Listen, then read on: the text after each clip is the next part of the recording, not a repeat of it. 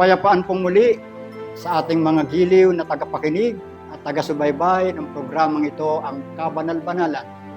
Muli po, salamat sa Panginoong Diyos, siyang nagpahintulot upang tayo ay muling magkasama-sama sa pag-aaral at pakikinig ng mga dalisay na salita ng Panginoon na nasusulat sa mga banal na kasulatan na siya namang ipinaglilingkod sa inyo ng programang ang Kabanal-Banalan.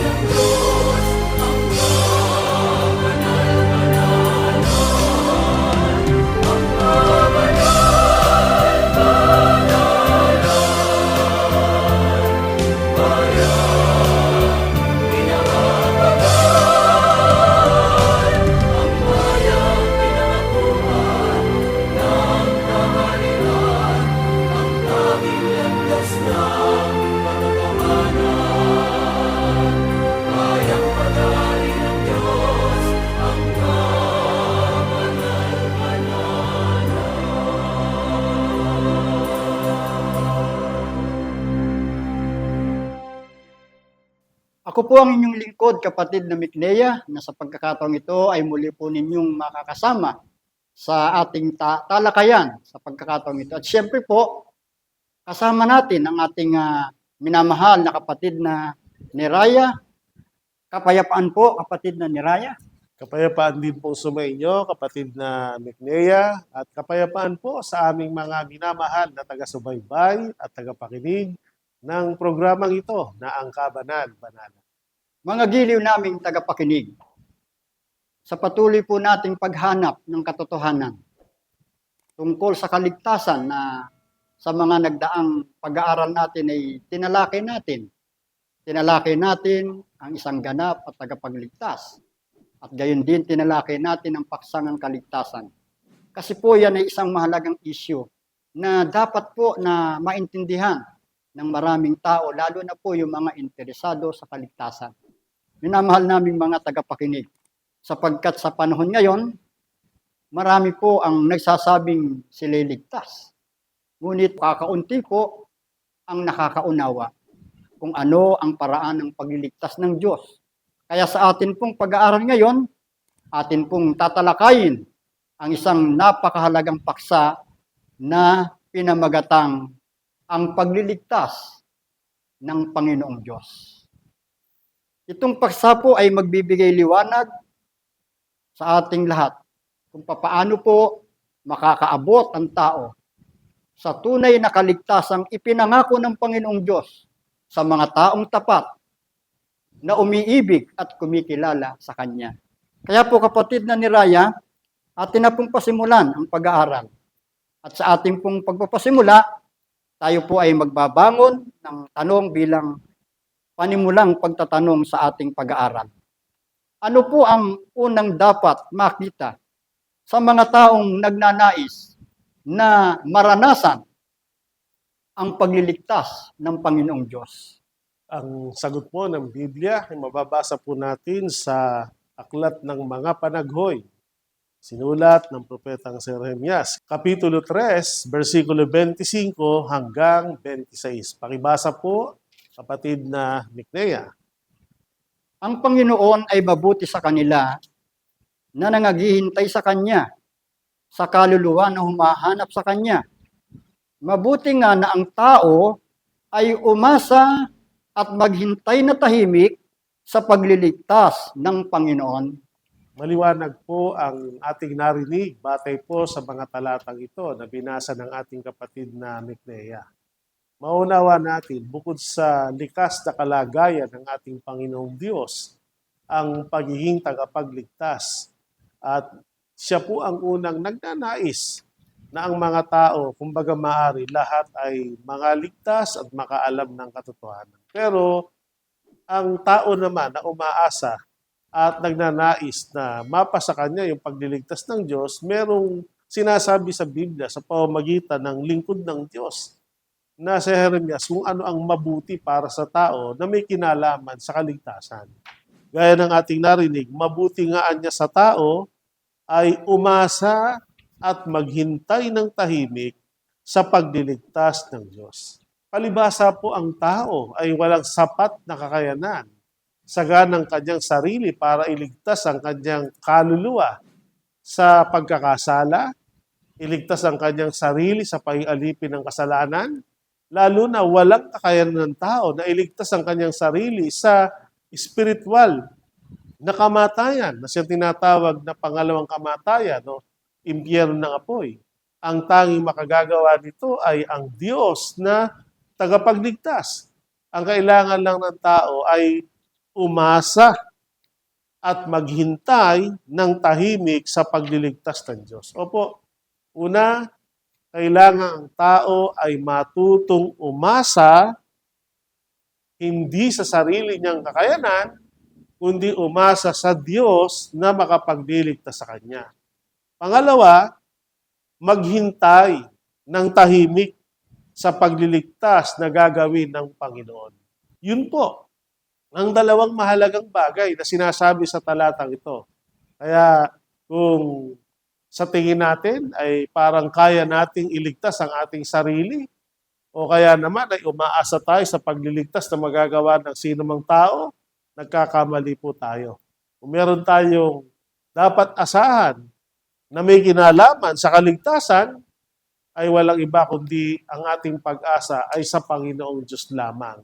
At kung meron tayong una-unang mahalagang inaasahan sa ating Panginoong Diyos, yung makasama tayo o mapabilang tayo sa mga tao na ililigtas o makakaranas ng pagliligtas ng Panginoon. At ang pag-asa at paghihintay sa pagliligtas ng Panginoon ay katunayan ng pagkilala natin sa kapangyarihan ng Diyos na siya lamang ang meron nito at paghahayag na saganang ating mga sarili, hindi naman natin talaga kayang iligtas ang ating kaluluwa sa kasalanan, hindi natin kaya iligtas ang ating sarili sa pagkaalipin nito, lalo na sa spiritual na kamatayang bunga ng pagkakasala. Inuulit ko po, ang pauna at mabuting dapat na makita, ninanais ng tao na maranasan, umasa at maghintay sa pagliligtas na gagawin ng Diyos.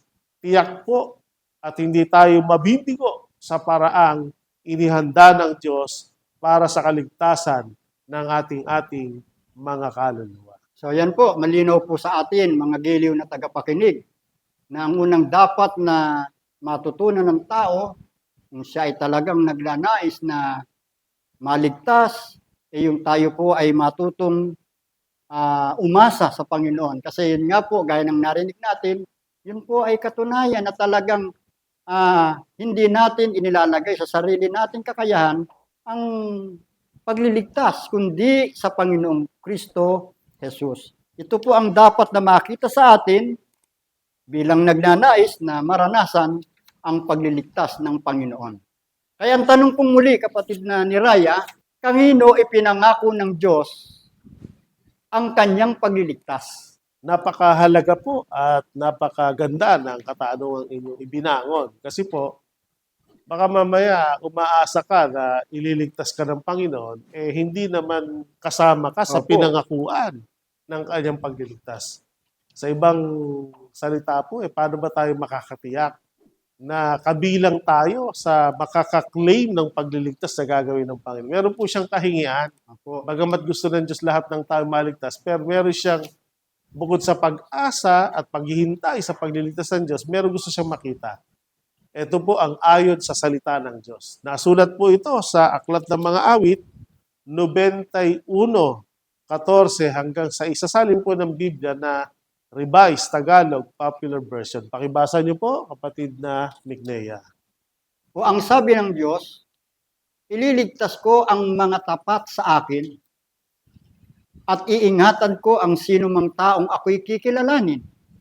Kapag sila'y tumawag, Laging handa ako na sila'y pakinggan.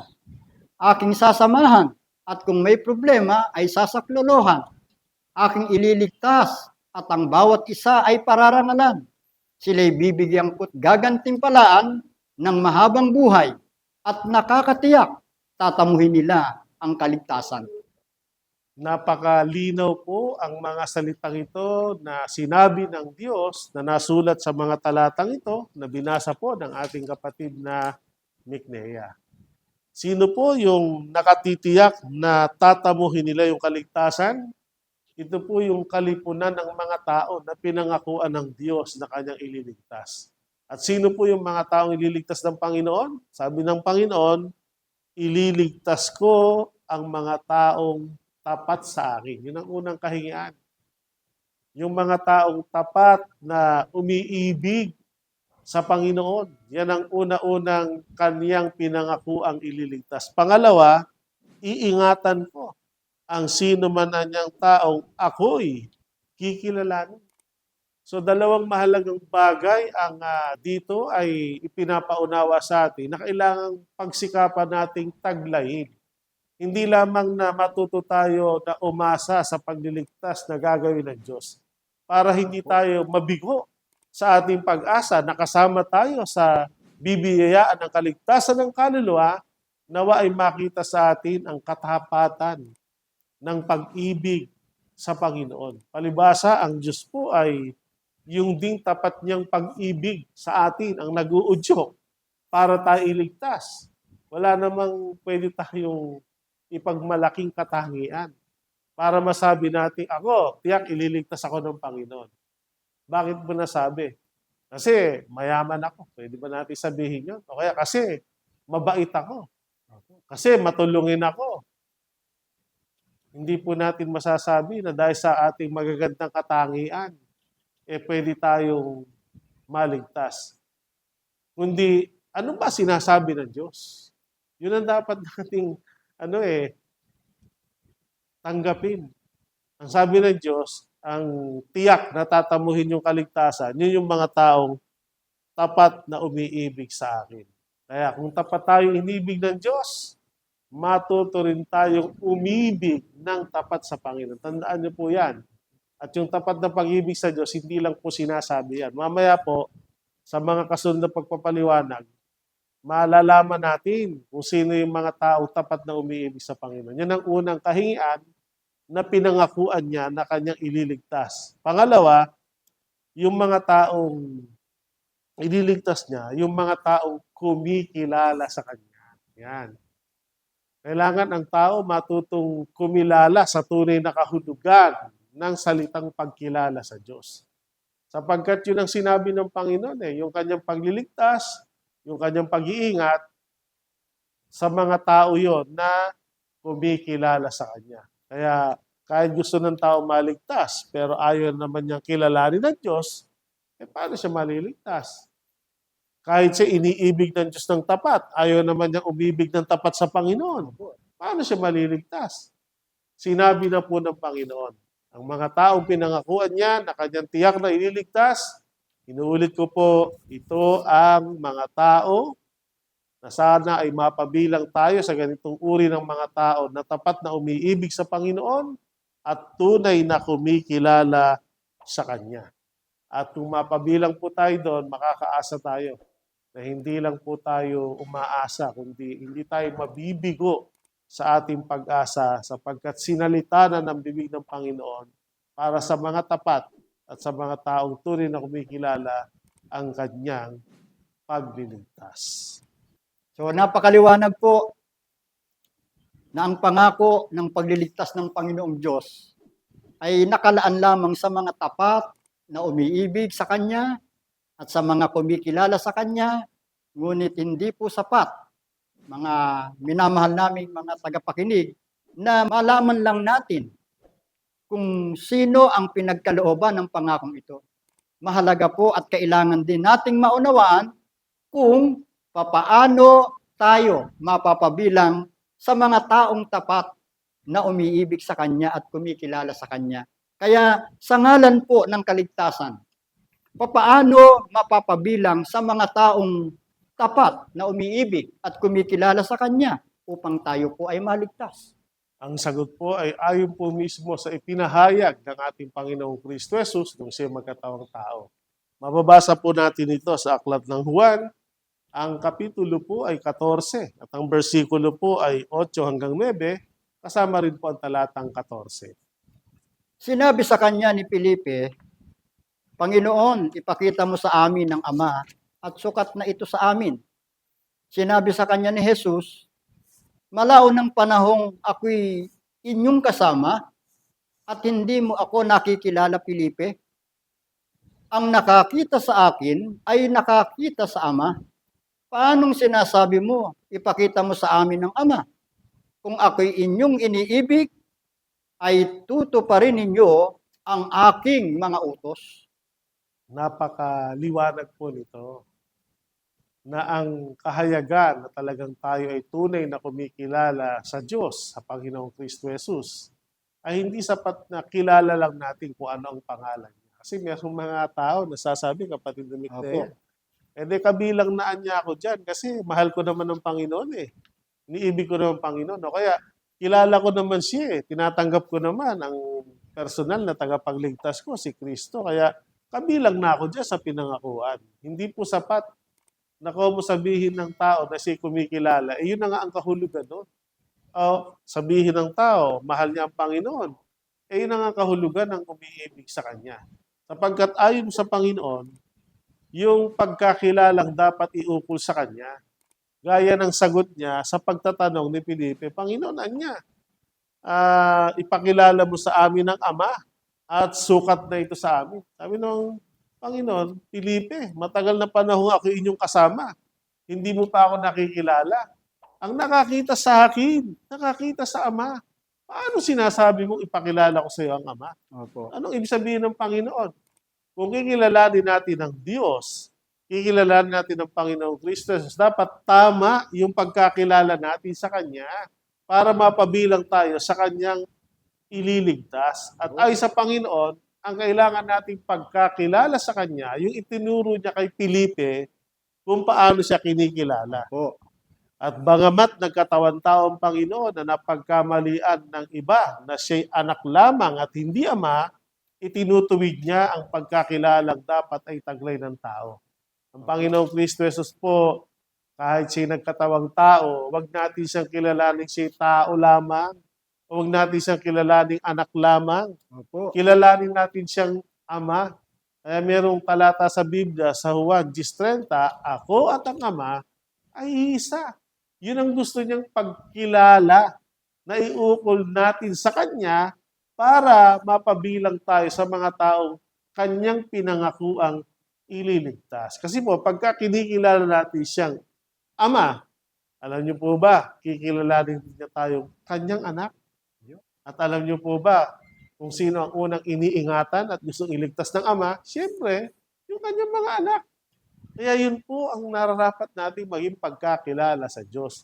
Huwag lang natin kilalaning ang pangalan niya ay Kristo Jesus, siya ay Diyos na makapangyarihan, ang Diyos ay Diyos ng pag-ibig, mga katangi ang taglay. Pero ang tamang pagkakilala sa Panginoong Kristo Ama, na dapat ay iginagalang, dapat ay sinusunod, at ang isang mataas na antas ng pagkilala, patunayan natin sa pamamagitan ng iniibig natin siya kung paano niya tayo inibig. At sabi ng Panginoon, kung ako'y tunay niyo iniibig, gagawin niyo yung mga bagay na aking iniutos. Hindi sapat na sabihin natin iniibig o mahal natin ang Panginoon.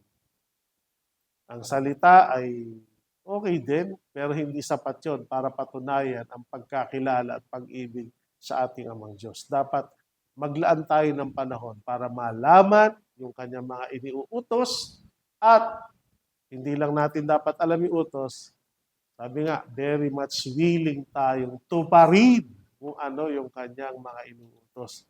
Nang sa gayon, makatiyak tayong kabilang tayo sa mga taong pinangakuan na makakaranas ng pagliligtas ng Panginoon pagdating ng takdang panahon. So yan po, napakalino po, minamahal namin mga tagapakinig. sa ngalan ng kaligtasan at para tayo po ay mapabilang sa mga taong tapat na umiibig sa Panginoon, yung kilalanin natin siya bilang Diyos at Ama nating mga magkakapatid. Kaya muli po kapatid na niraya, ang tanong po na dapat nating sagutin mula sa mga banal na kasulatan, ano po ba ang mga utos ng Panginoon na nararapat nating tuparin upang tayo maligtas? Kapag ang pag-uusapan mo, kapatid na Miknea at mga mahal naming taga-subaybay, dahil nga ang katunayan ng pag-ibig sa Diyos ay handa tayo dapat tumupad ng kanyang utos. Napakarami pong utos. Pero hindi po muna natin lahat yun babasahin at Opo. ipaliliwanag dahil tatagal tayo at maraming panahon. Pero magbigay po tayo ng isang tiyak na halimbawa. Opo. Na utos ng Diyos na dapat natin gawin. Na kapag ginawa natin to, kapag sinunod natin to, katunayan kinikilala natin siya bilang ating ama na may karapatan sa atin bilang kanyang anak na utusan. At Opo. bukod doon, na ipararamdam natin sa Diyos na talagang mahal natin siya. Basahin niyo po ang utos na nasusulat na may kinalaman sa ikaliligtas. Opo. Sa Marcos, Kapitulo 16, versikulo 15 hanggang 16, sasalin po ng Biblia na Revised Tagalog Popular Version. At sinabi ni Jesus sa kanila, habang kayo humahayo sa buong mundo, ay ipangaral ninyo sa lahat ng tao ang magandang balita. Ang sinumang sumampalataya at mabautismuhan ay maliligtas. Ngunit ang ayaw sumampalataya ay parurusahan. Napakaliwanag po nito, mga mahal naming taga-subaybay. Bagamat napakaraming utos na nakasulat sa Biblia na dapat nating malaman, pagsikapang sundin, pero very specific sa talatang ito. Opo. Kung ano yung mga paunang utos na sinabi at itinuro ng Panginoon na may kinalaman para tayo ay maliligtas at hindi tayo mapaparusahan. Ano po ang sabi? Sabi ng Panginoon, ang sino mang sumampalataya at mabautismuhan ay maliligtas. So ang utos, matuto po tayong sumampalataya at kalakip ng ating pananampalataya, kailangan nating maranasang mabautismuhan. Tanong, paano ba tayo magkakaroon ng pananampalataya? Sabi ng Apostol Pablo, ang pananampalataya nanggagaling sa pakikinig ng mga salita o aral ni Kristo. Kaya yun po ang aming sinisikap. Sa pamamagitan ng programang ito, makapangaral, makapagturo ng mga salita ng Diyos o aral ni Kristo na nakasulat sa Biblia na kailangan nyo pong marinig. Kasi imposibleng magkaroon po tayo ng pananampalataya kung wala tayong pakikinig. Sabi nga sa pagkakaliwat sa wikang Ingles ay faith cometh from hearing. Hearing by the Word of God. So, ang pananampalataya nanggagaling sa pakikinig. So, kaya napakaganda pong pagkakataon na katulad nito, naglalaan kayo ng oras para makinig sa mga aral ng Diyos na binabasa natin sa Biblia. Pero wag po kayong maging listener o tagapakinig lamang. Ang gusto ng Diyos, ayon sa kanyang utos, makinig at sumampalataya. Pero hindi sapat na tayo, sinasabi lang natin naniniwala tayo, wala tayong tutol sa mga aral na napapakinggan. Kailangan, ang utos po niya, magpasya rin tayo, bunga ng pananampalataya, mabautismuhan. Sapagkat sabi ng Panginoon, ang sumasampalataya at mabautismuhan, yun ang maliligtas. So yun po yung utos niya na kailangan natin sundin bukod sa yun katunayan ng ating pag-ibig sa Diyos sapagkat ang pag-ibig sa Diyos pagtupad ng kanyang mga utos, may malaking kinalaman po ang pagsampalataya sa Diyos at sa kanyang mga aral at yung pagpapasya na mabautismuhan. Tiniyak mismo ng Panginoon. Bago siya umakit sa langit, hindi siya nagturo ng ibang paraan para kamti ng tao ang kaligtasan. Mga huling pananalita ito, mga huling pagbibili ng Panginoon na may kinalaman sa kaligtasan bago siya umuwi sa langit. Ninilinan niya ang mga apostol na mangaral at yung mga taong kanilang inaralan ay huwag lang makinig kundi sumampalataya, magpabautismo para maliligtas. At nakalulungkot isipin kung yung tao nakikinig lang tapos ayaw naman niyang sumampalataya, sabi na ng Panginoon, hindi po tayo humahatol. Ano po? Opo, opo. Kundi ang Panginoon po mismo sabi, yung ayaw sumampalataya sa kanyang mga aral, kahit nakikinig, pero ayaw naman maniwala, yun anya ay mapaparusahan. At alam po namin, hindi niyo po hangad na mapabilang kayo sa mapaparusahan. Gusto po natin, kabilang tayo sa maliligtas. So yun po ang kailangan. Sumampalataya tayo at magpabautismo. So ang bautismo po pala, kapatid na ni Raya, ay isang napakahalagang utos ng Panginoong Kristo Jesus Opo. na dapat po tuparin ng bawat sumasampalataya upang maligtas. Pero kapatid na ni Raya, sapat ba na basta mabautismuhan lamang? Kahit saan? Pwede ho bang kahit saan bautismuhan? At kahit sa magkakaibang paraan? Dapat po siguro mahalaga ring malaman ng tao kung saan nararapat gawin ang bautismo o ilang beses na dapat ang tayo bautismuhan sapagkat yun ay mahalaga para matiyak na maging makabuluhan yung bautismo sa kaligtasan. Kaya ang tanong po natin, kapatid na ni Raya, saan po ba dapat na mabautismuhan ang lahat ng sumasampalataya sa Panginoong Diyos upang matiyak ang kaligtasan? Ang sagot po ng Biblia dyan sa napakagandang tanong na inyong ibinangon ay nasusulat po sa unang Korinto, Kapitulo 12, versikulo 13. Kasama po ang nakasulat sa Colosas 1:18. Pakibasa niyo po, kapatid na Micnea. Sapagkat sa isang espiritu ay binabautismuhan tayong lahat sa isang katawan, maging tayo Hudyo o Griego, maging mga alipin o mga laya, at tayong lahat ay pinainom sa isang espiritu at siya ang ulo ng katawan sa makatwid bagay ng iglesia. Napakalinaw po. Dahil nga po maraming nagsasagawa ng bautismo ngayon.